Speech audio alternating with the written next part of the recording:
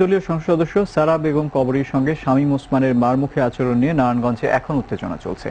ঢাকা নারায়ণগঞ্জ রুটের বাস ভাড়াকে কেন্দ্র করে স্থানীয় আওয়ামী লীগের দু গ্রুপের মধ্যে অতীত বিরোধের জেরে এই অস্থিরতা।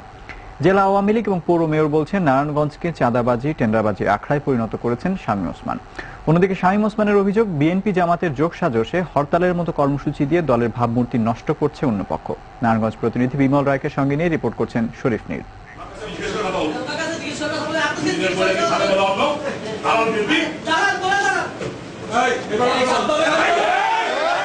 শনিবার নারায়ণগঞ্জের জেলা প্রশাসকের সম্মেলন কক্ষে সরকার দলীয় সাংসদ কবরী এবং নেতা শামীম ওসমানের সাথে প্রচণ্ড বাকবিতণ্ডা হয়।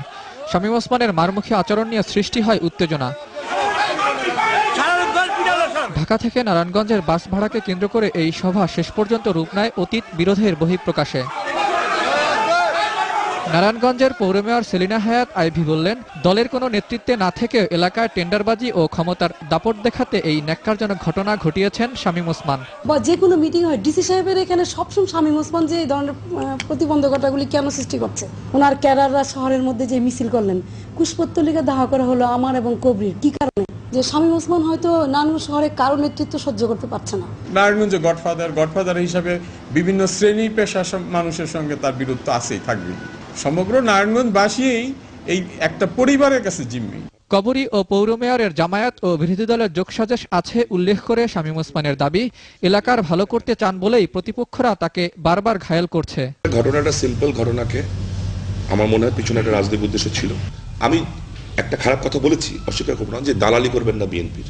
তো কে কখন কার পারপাস সার্ভ করছে এটা বোঝা বড় মুশকিল। দলগতভাবে বলছেন, উনি দলের স্বার্থ, উনি দল করে কিছু করছেন না, উনি ব্যক্তি স্বার্থে করছেন।